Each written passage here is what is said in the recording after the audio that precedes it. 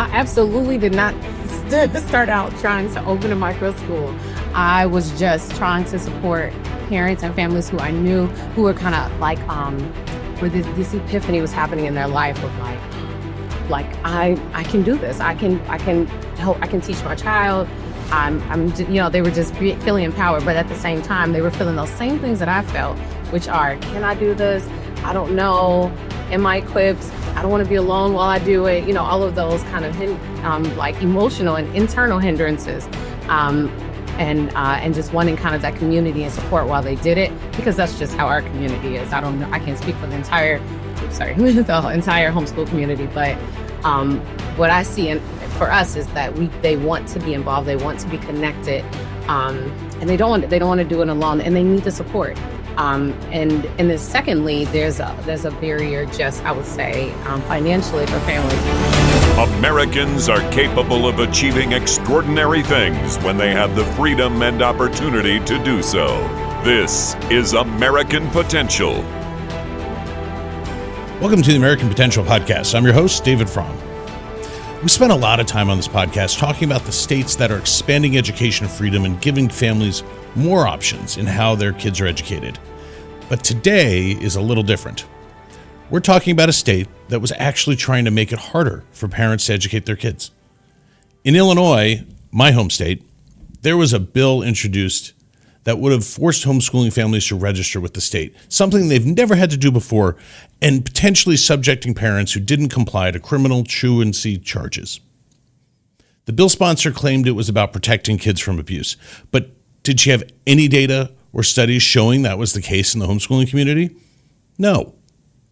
Parents came out against this bill in huge numbers, to the point that the state capitol building had to be shut down with people still waiting outside.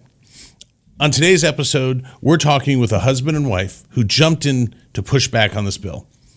We'll hear why they got involved, learn more about their own homeschooling journey, and talk about the micro school they're now running to help other families in Chicago make homeschooling work for their situation. I want to welcome Aziza and Chris Butler to the podcast. Hey, thanks so much for having us. Hello, us. two of you. So excited to see you. Thanks so much for, I've got to know you guys over the course of this fight against this, really oppressive homeschool regulation bill. And it's just been such a joy to get to know the two of you and see your leadership. So I'm really excited for this conversation. It's folks who've listened to this show know that, I live in Illinois and am a homeschool dad. And so this was a very personal fight for me and my family. And I've just been thrilled with the leadership you all have shown. So we'll get going. First off, tell us a little bit about yourself. So, Chris, what do you do for a living? And then Aziza, what did you do before becoming a homeschool mom? Yeah, so it is it's great to be here, and it has been great to get to know you too, Dave. So I pastor a church in the south suburbs of Chicago, and also do work in the area of spiritual formation for Christians who are working in civics and politics around the country. Nice. And Aziza, what did you do before you became a homeschool mom? So I am actually a trained teacher. I graduated from the DePaul University. I was trained at University of Virginia, DePaul University, and it was my lifelong dream to be a teacher in the classroom, specifically the public school. And so I taught in Chicago public schools. Then I taught at a Christian school. And then when I had my own child, I felt the Lord called me to homeschooling, which I had never heard of, and not never heard of, but had no experience with and no personal connection with. But we've been doing that now. Our oldest is 13. Nice. And your kid's able to read. I always make the joke. My parents were in education. My mom was a high school teacher. Right. I always tell folks how my mom was a high school teacher, and when our oldest came to kind of semi-school age, and we were like, "Hey, we're going to homeschool," I think she was just amazed that eventually that my daughter was able to read, and that my other kids were able to read and do math, and I think she just thought that they'd be not schooled and uneducated. So fortunately, it hasn't turned out that way. That daughter has now graduated from college with a double major in philosophy and theology, so she's doing all right. Yay. Yeah, that is awesome. Yeah. It is. Well, going back to that.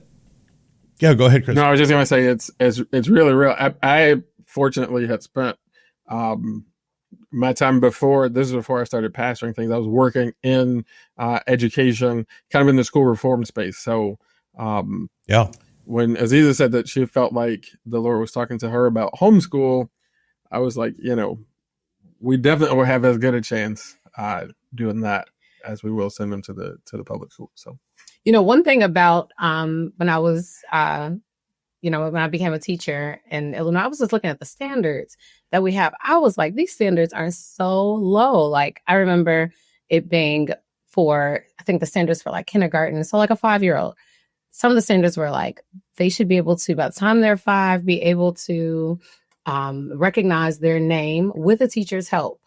I was like, at 5, these are the goals. And, just some of the, like, be able to recognize most letters or some letters would be considered like proficient enough to pass kindergarten. I was like, this is really, really, really bad. And I actually just read an article about how they are considering lowering the standards even more. I said, oh, Lord, this is not good. Oh, no, that's not what we need. Right. What made you all want to start homeschooling, and how did you feel about it? So, okay, I'll go. Okay, so I think the first thing I just prayed. I was just like, what am I going to do? Like, what, as our daughter is going to grow up, like, where should I send her? Because I definitely want to teach. Or I should say, I definitely didn't ever think that I would, leave the public school. So I was like, I just need to know where to send her. And everywhere that I kind of thought would be good, it was just, I felt like the Lord was just like, no. And so, so I was like, maybe I can homeschool her. And I felt like the Lord had told me to do that. But honestly, I felt so intimidated by the thought and just so nervous about that. And I realized, I'm like, but I'm an actual teacher. I teach kids for a living. Why am I feeling all this trepidation about teaching my own child? And I just kind of realized, and I'll just speak to the broader education system, as educators, we kind of, kind of perpetuate that mentality of parents are not equipped enough to teach their children. This has to be a professional person with a professional background from the School of Education to be able to do that. Don't try to do it yourself. You're going to mess it up. Just let us do it. And we got this. And so, I didn't realize that then, but in my experience with teaching, as I got more into homeschooling, I realized kind of that connection is what really brought down helped me to realize that where my kind of calling and passion is, but it also helped me to see kind of where the failing is in the public school system. That so many kids are just being, that is just failing so many families. And it's because of this lack of parent engagement and the lack of a parent being able to see themselves as their child's primary educator, regardless of where they send their child, whether it's a private school or a public school. Like studies show that the number one indicator of a child's educational outcome is the degree to which a parent is involved. And so that's just something that was a mentality that was very much lacking in public schools, still lacking today, I think.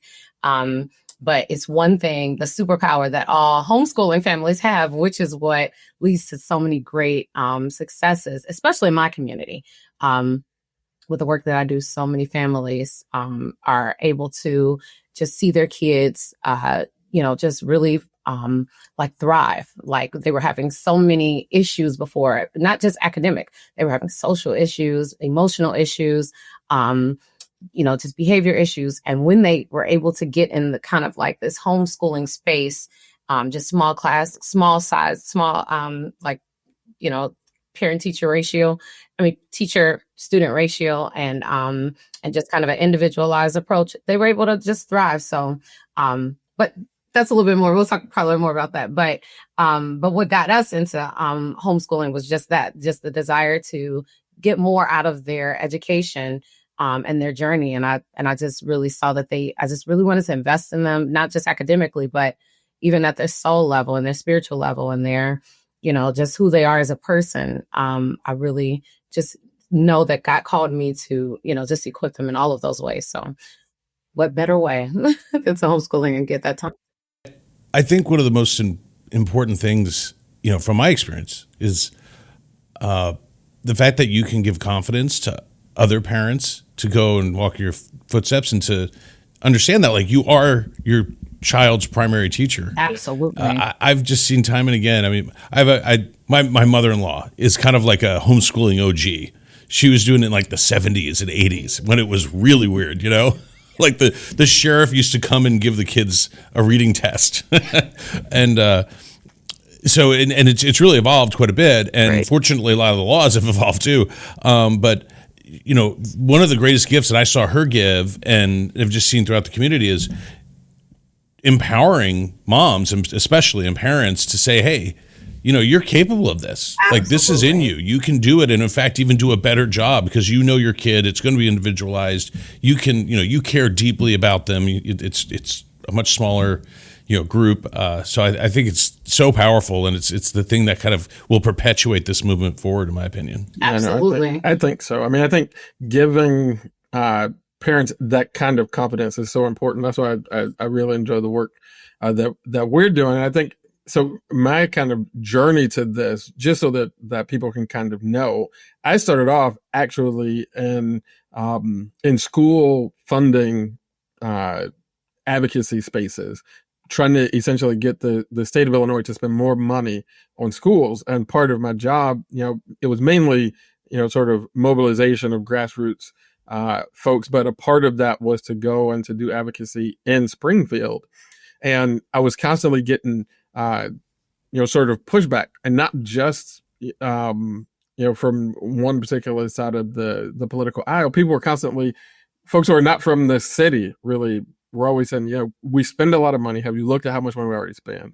And then we're not getting great outcomes. Have you looked at the kind of long-term trend in terms of the outcomes?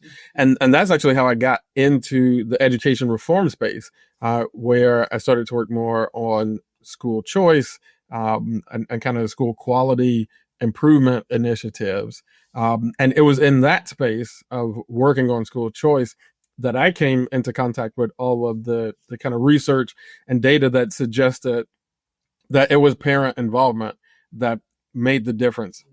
Didn't matter, sort of geographical location, socioeconomic status. If the parent was involved, that was the number one indicator on a child's outcome. So I was, I didn't come to the idea of homeschool. And like I said, I was super open to it because I worked in a lot of public schools, really felt called to the city of Chicago, knew we wanted to live there. Didn't necessarily want to send our kids to the public schools in Chicago.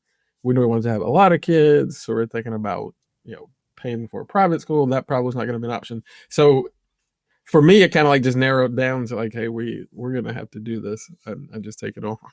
Yeah. And I would also say that when we kind of like took the initiative to especially say like, hey, we're going to homeschool, for sure, I was like, oh gosh, like, what do I do? How do I do it? I had so many questions, like, what do I do? How do I do this? And do Black people even do this in general? Is it legal? Like we were just completely, I would say just newbies, like just, very uninformed about how this even happens and how this works. And because I had to navigate all of that on my own. And once I actually saw, I did a lot of, research into, what the laws were in Illinois, and, who are the people who are homeschooling, and what, what kind of resources are there, and like how to make this happen. It was all there. It's just, I had to look for it. And I saw that it was a thriving community, especially in Illinois, broadly. And so, and since then, as I've been homeschooling and just kind of doing what I do, like before I was, like while I was home with my children, I was a part of like, it's called MOPS. Now it's called MomCo, but a lot of moms I was in connection with who, and I led I was, like the, oh gosh, what is it called? But if you weren't in MomCo, that's good. Right. But I helped, I was like a facilitator for the group. led it for a couple of years after being there for a few years. And anyway, so in my journey as I'm just doing what I'm doing with my children, a lot of other families in the community are noticing like, hey, like you're getting really great results here. How can I do this? What can I do? Like, can you teach me how to like do what you do with your kid? Because she's just doing so well and they're doing so well. So what we've seen is a lot more people homeschooling and having the desire for it. And it's just being, it's way more I would say, popular or like people see it as a viable option, especially in our community. Still have a long way to go, but it's not as not obsolete, but as what's the word? Yeah. Weird. Well, I mean, you asked the question, like you said, when you were searching, kind of doing your due diligence, you said like, hey, do Black people even homeschool? Right. And I think many years ago, it was certainly less common. Many, many years ago, it seemed like it was like the weird rural kids or something who were making their own clothes. But and God bless those people. They're trailblazers, I guess. But I think what we see is that it's very, very common. I mean, I think what you guys were able to connect a lot of the people in the legislature to, especially, is that the reality is that homeschooling isn't just a white rural phenomenon at all. Yeah. For sure. Yeah. So one of the things I've been saying to the legislators is that homeschooling is actually the most hopeful thing that's happening on the education landscape in the Black community. I know in Chicago, I don't like to necessarily, I can't speak for the entire Black community, but what I see in Chicago, folks went home at COVID. The schools were closed. Folks had their kids with them. And what we saw is that people came to a couple of realizations. Number one, folks are like, hey, I like my kids. Like they're smart, they're funny, and they grow and learn stuff. And I like to see that.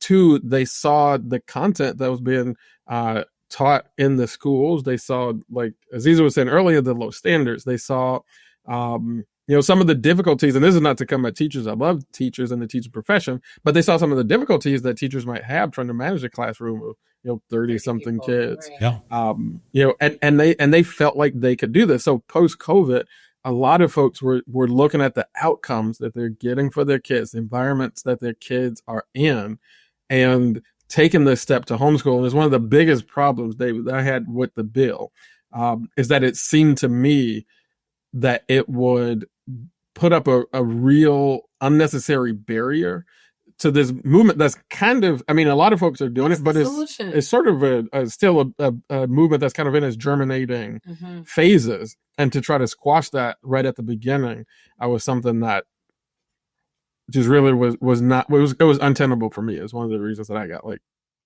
kind of psyched up to get involved. Yeah. Well, so you all decided to open a micro school. And the first time I ever heard of micro school, I was like, it's just a very, very tiny school, just very tiny. But I think micro schools are really the future. It's a school for ants. But you ever seen Zoolander? Anyway, I think that it's. But I mean, as a community, that we work in, San Diego community, we really see micro schools as one of the key drivers in education innovation and unleashing so much potential. So how'd you decide to open a micro school, and tell us about it? I absolutely did not start out trying to open a micro school. I was just trying to support parents and families who I knew who were kind of like, where this epiphany was happening in their life of like I can do this. I can help. I can teach my child. They were just feeling empowered, but at the same time, they were feeling those same things that I felt, which are, can I do this? I don't know. Am I equipped? I don't want to be alone while I do it. All of those kind of like emotional and internal hindrances. And just wanting kind of that community and support while they did it, because that's just how our community is. I don't know. I can't speak for the entire homeschool community, but what I see for us is that they want to be involved, they want to be connected, and they don't want to do it alone, and they need the support. And then secondly, there's a barrier, just I would say, financially for families, because a lot of times, maybe it's a single parent. Maybe it's maybe they do have maybe there are two adults in the house, but the one income doesn't work to, the other parent or the mom needs to do something else, like they have a small business on the side, or they they have something else that they're doing. And so they can't commit to it 24/7, 365. And they just need just a little bit of support to make it happen. Otherwise, they would have to do something totally different, like go to a school. So I was like, this is like, why does it have to be either or? I was like, we should have a thing where we should, where it shouldn't be that, like either you send them to school for 7 hours a day, every day for the rest, until they're 18, or you just be home with them, no breaks or anything for the rest of their life. So I was like, where's a happy medium? And so that's where We School kind of came from. Just, I was like, maybe, just like a flexible schedule. So I call it's a flexible schedule learning center for families who homeschool. So what we do is we give them the opportunity to be able to, they learn in small groups and things. Parents come, they can either drop their kids off or they can stay for a little bit, which some parents do stay for a little bit. But and we offer like enrichment classes and small group learning, and they get just some a little bit more rigor at their levels, but we keep it individualized, personalized for each child. And then at the same time, we're also like kind of equipping parents and empowering them to learn how to teach their children a little bit, better give them some things. Because there are some things that I learned in the School of Education that I think are helpful. It's not anything that would disqualify a parent from being able to teach their child, but I can, give them some of these tools, and they take it and run with it. And we just see so much huge improvement in families and kids. And what I see a lot of is a lot of parents come from public schools. And they're like, my kid just really is not doing well, and I need something else, but I also can't do it all myself. And so they come into our environment and they just radically improve. I just got a text a couple of days ago from a parent, and she's like, my kid has only been here for 2 or 3 months, and he has learned and done and proved so much more in the 3 months he's been with you all since, and we've been doing this homeschooling thing than the 2 years that he was in the public school. So, so we do that. The kids love it because they, they're all friends, and they get to, be with each other, do different things. And we do all kinds of things, entrepreneurship classes and civics and speech and debate. It's just good fun things. Yeah. And I'm going to say, David, because my wife has been a bit modest. But I call her the Harriet Tubman of homeschool. I am. And, that is a part of that is because We School started in my basement. Because it was like folks who were like, I want to homeschool, but I have this business. I want to homeschool. I got this other thing. So can my kid be with you like on Tuesday? And she was like, sure, bring him over. I mean, we already had a bunch of kids in a big basement. So it was like, let's do the thing. And it just continued to grow from there. And so it's where it is now. And I honestly, my contribution was probably only to identify at some point, like, you have like a micro school now, right? Right. I didn't even know what I didn't know what a micro school That's fabulous. I was just trying to solve a problem, and I wanted to encourage people to stay on this very, very viable course for their child and their family and themselves. And I didn't want to see people lose out on all these great benefits. I want them to be able to access the benefits, but have the resources and the support around them to do it. So that was We School. Yeah, well, you're an education entrepreneur. So, well, hey, for our last 10 minutes, I want to go talk about HB 2827 and the fight that we've just come through, and it'll probably come to us again next year. Yeah. But just set it up a little bit. Illinois is oddly enough one of the freest, least restrictive places to homeschool, which is pretty amazing considering Illinois. And then, but one of the reasons that Americans for Prosperity was very interested in this is, nationally, there is an effort from some on the left to restrict parental freedom when it comes to, homeschooling their kids. And there's some, I would say, troubling narratives that they put out there that aren't based in fact, but we saw this as, Illinois was one of the first steps to trying this in other states. And we do think that this is going to happen in other places. So what happened with the legislation in Illinois was very consequential, we thought, from a national impact. And that's why partners like the Homeschool Legal Defense Association and others, were involved also. So, the bill sponsor said it was about protecting kids from abuse, at least initially. What did you think about that narrative? And, how, when you were both, because I know you both talked to legislators directly. Aziza, you debated you both testified in front of the committee and were frankly treated disrespectfully, I would say, by the bill sponsor. You don't have to. And The nerve. and then and then also did media with the bill sponsor and others. So how did you address the questions that were put forth in HB 2827? I thought it was extremely disingenuous, because they were phrasing it like they were saying, it's to protect children from abuse, but nothing that they were recommending would actually do anything to address that or stifle it in any way. It really was just putting this unnecessary burden, unnecessary paperwork, and honestly, using resources that should really just stay with the public school system. They already have very little, resources. The administrators and they're already overtaxed, they're already overburdened with what they have to do. So now to task them with giving oversight and guidance or whatever to, portfolio reviews and all this stuff to the homeschooling community, I thought was unfair to people who really, the public school is their only choice. And now using those resources to do that, I think that was a bad idea already. And I'm like, have you been in a public school in the last 20 years? Like, they don't have the capacity. And then secondly, I thought it was very offensive to the homeschooling community. Here we are making solutions and seeing success, and we're the ones protecting our children, honestly. This bill was saying it wasn't to protect the children, but we're protecting our children. We're protecting our children from the super low standards and there's research that suggests that 1 in 10 students are mishandled or sexually mishandled or some kind of misconduct at the hand of a teacher or a coach or someone at the school. And so I'm like, these are problems that are already happening and we have it on record. And so to go into the homeschool community and to say that there needs to be this oversight, this regulation, I just thought it was super offensive. And then public schools are you already have 100% regulation over these schools, and 30% of the kids are not proficient in math and reading. 30% are. I'm sorry. Right. So 70% are not proficient.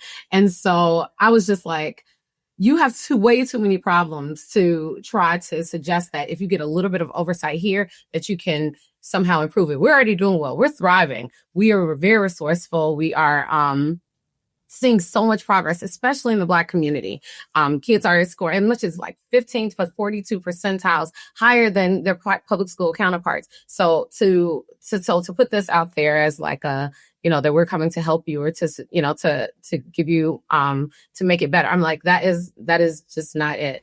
And then on top of that, to say that if you don't do this, that now, you're we kind of take this fast track to criminalization and all these fines and things like that. I was like, this is this is just an attack, and it's very unnecessarily and intimidating, especially for people who would, because what I see in our community is that a lot, especially Black people, they want to homeschool, but you come against so many kind of struggles, because it's not as common. So you already kind of have a target on your back for wanting to do something that's out of the ordinary. And then you because, it's a lot to navigate. It's a lot to know. And so, and you want to do it well. And so to add extra pressure and intimidation to families who are just trying to do the best they can for their children, I just thought it was very, very offensive and unnecessary. And unfounded. So those are mine. Yeah. Yeah. I mean, for me, it was the narrative, and it was kind of the underlying philosophy, right? So you come with this narrative that we're protecting children from abuse by regulating homeschool. And what you're trying to imply there is that homeschooling is somehow dangerous, that it is this kind of hotbed for child abuse, when there is actually already data to suggest that homeschool children are much less likely to be victims of abuse. And so this doesn't mean that we don't take, child safety seriously. I mean, I think that child abuse is a huge, massive problem in our culture. No child should ever be subject to any abuse at all. But to suggest that regulating homeschool is going to do very much to curb that is just inaccurate. There are some things that are huge cultural problems, and they will require large social movements in order to curb that in the society. It's easy for somebody to, if I'm going to abuse my child, it is already against the law. Absolutely. Right. And so making another law that I've got to fill out a paper, nobody's gonna be like, oh, I was gonna abuse my kid, but since they put out this declaration form, maybe I better not, right? That's not how homeschooler now. That's not how this gets done. So that narrative to suggest that homeschoolers, the homeschool parents are more dangerous than other parents, was, like my wife said, offensive to me. And then the kind of philosophy that the way you improve people's lives is to bring them into more contact with the state, with the government, with law enforcement officials, all this stuff. That is a philosophy that I don't ascribe to. And it's one that a lot of research exists to suggest for all people, but especially in Black and brown communities and in, poor and working class communities, the opposite is actually true. The more and more contact you're having with the government, the more and more contact you're having with the state, the more and more contact you're having with law enforcement, the worse life outcomes are going to be. And so I'm much more interested in what are the kind of community-based, family-oriented solutions that we can come up with, because I'm all for fighting, child abuse and, educational neglect, any of those types of things. I'm for it. But I don't think that the solution is to bring people into greater and greater contact with law enforcement, state, government. And there's a lot of research that suggests that I'm right. Yeah, I mean, it flies in the face of, frankly, what the state of Illinois, the legislature has been doing for the last number of years. And I actually think in a lot of cases there were decent reforms, because we recognize that we're locking too many people up. We're putting them in the system from an early age, and we're kneecapping the whole community for a long time from really being able to, get the jobs they need to have, or, just getting out of a criminal mindset and a criminal system that was penalizing them. And the idea that we would then, if someone just happened to not file a piece of paper to say they were homeschooling, to then say that we would subject them to that system, these are the very people that we want to build around. Folks who take the initiative to educate their children at difficulty in their own lives, and that we would turn them into criminals was just unbelievable to me. And I thought so tone deaf and so wrong for what we're, the type of communities and the type of state that we want to have. Absolutely. I mean, and if anybody just go to the DMV and try to get a driver's license or an ID. Right. And tell me that some kind of state mandate is going to make homeschooling easier and smoother and safer for everybody. That's just not how it works. It doesn't flow that way. The more we're able to invest in our families, our communities, churches, all the institutions that actually help make life really work, I think that's going to be better. This idea that bringing folks into greater contact with the state, which I will say, I don't know if we're supposed to, but this is one of the things that the bill's sponsor actually did say to us off the mic, is that this is our basic philosophy. If we can get homeschoolers to be in more contact with the state, that's going to be better for their education. That's going to be better for safety. I told her, and I say here, I completely disagree with that philosophy. 1,000%. Yeah, I couldn't disagree more. She also, when I talked to her, her name is Representative Tara Costa Howard. We talked to her just a bit afterwards. One thing that I kept pushing back on her with her, I was like, how, in your mind, how does this actually help to curb abuse? She was like, well, it's just a tool.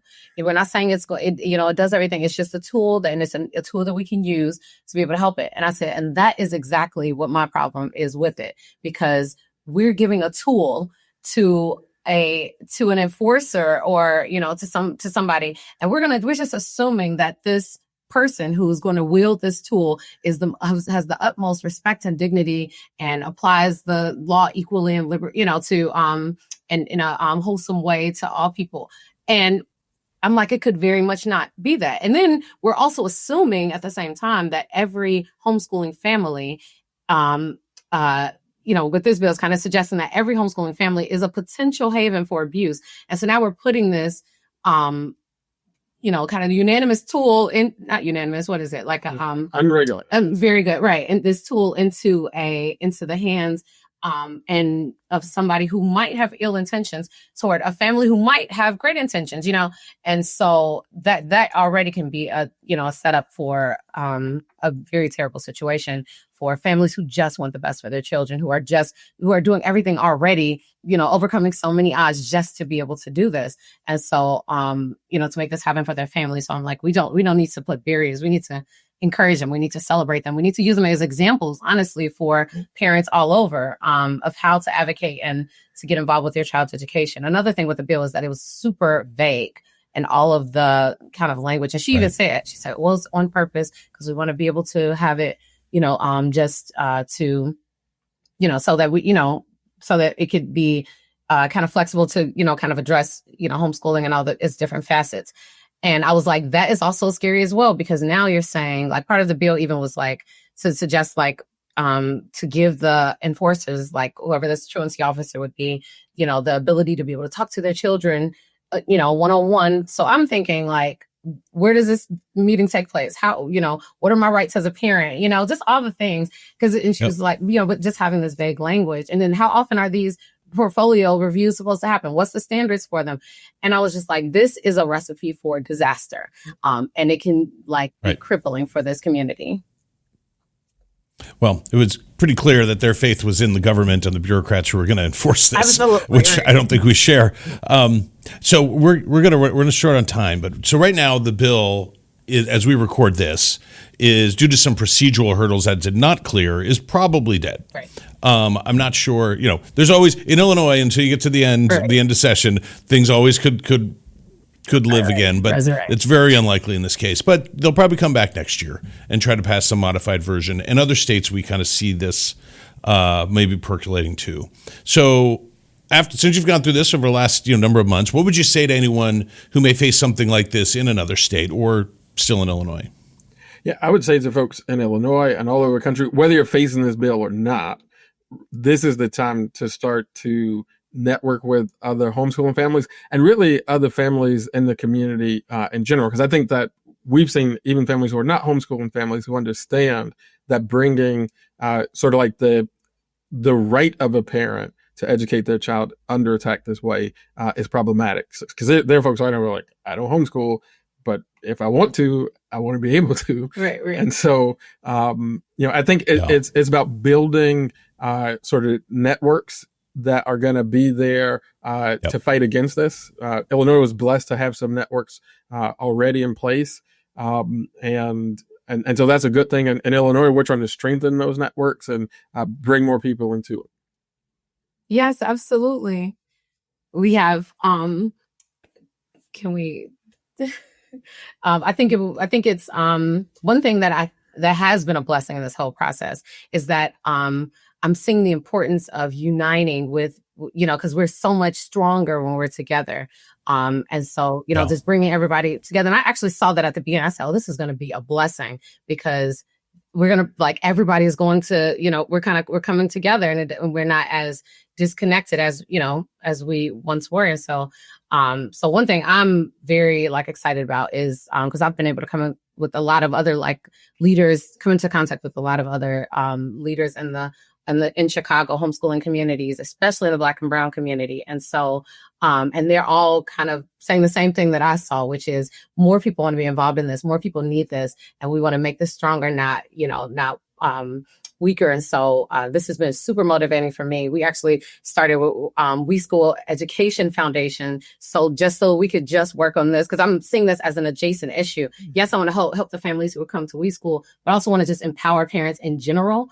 Because there are, like I said, I'm Harriet Tubman for homeschooling. So parents who have not yet taken that jump, I want to just help them to see that you really are your child's like best hope for the educational outcome, regardless of your background or experience in education or not, and so I just want to see more families take on this mindset of, I am my child's primary teacher. And so we just have a lot of ideas about how to do that and how to kind of publicize homeschooling in a much bigger way. And then to give people the support and access they need to resources, however much or little they need, be it through WeSchool or the co-ops that are close by to them. So I'm super excited about like, this has just got me so like motivated, like, yay, like we can, just bring this more together. Well, I want to tell you guys, we met recently, right? A number of months ago around this issue. But I know you to be, you're already leaders in your communities, pastor, running a micro school, number of other things. And then you really stepped up as leaders in this movement against this unnecessary regulation of families. And I really applaud you for that. I loved it because you were such wonderfully knowledgeable and articulate voices and had the message that we felt like was the most impactful for to sway the legislators that we needed. And it really undercut a lot of the I thought cynical arguments that were being made on the other side. And I'm looking forward to partnering with you in the future because unfortunately I don't think this fight is over. Yeah. Right. But and maybe we'll have the Butlers go and talk to folks in other states who are facing similar things because I think that would be pretty darn wonderful. Because it's coming to them too. I think this is a national issue. Yeah. Well, I really appreciate your guys' partnership, and I really appreciate you guys being on the show with us and telling your story, and look forward to talking to you again. Yes. Real quick. I just want to say that I really thank our 6 children who have been so like patient with us and helpful and encouraging. Like while we were in those hearing rooms, they were like, okay, we're just going to sit tight and, like help with the baby, with the body, so I think they're also our, like they're definitely part of the heart and soul. They are. They've been so gracious with us and so helpful too. So, well, I'll never forget walking through the Capitol when it was packed. Oh, my God. Packed. And what we said in the open is true. They shut the doors and said one person comes out, then another person can go in. That's how packed it was. Like, it was 6,000 people there. But I was walking around. You guys were in the committee room. You probably didn't see this. There were people, families, kids, parents sitting everywhere on all the different floors in the atrium listening to the hearing on their phone. Like it was like a 1940s baseball game or something. They were listening to the hearing on their phone because they cared so deeply about what was going on. That's why we sent in more witness slips than had ever been seen for a bill 3 times in like than had ever happened in the history of the 40,000 witness slips. It was amazing. That was incredible. So it was a mobilized community and yeah, and I appreciate your guys' leadership and part of it. So, well, thanks again for being with us. All right. Thank you for all you do. This is great. Thanks. Hey, folks, if you like this episode and would like to stay connected with the podcast, be sure to like and subscribe to our channel, as well as following us on Facebook, Instagram, and YouTube. And always remember, liberty and freedom are easily taken for granted. Don't take it for granted. Go out there and defend freedom and liberty. Thanks for joining us, and we'll see you on the next episode. Thank you for listening to American Potential. You may listen to more stories from Americans working every day to expand freedom and opportunity in their communities by visiting AmericanPotential.com.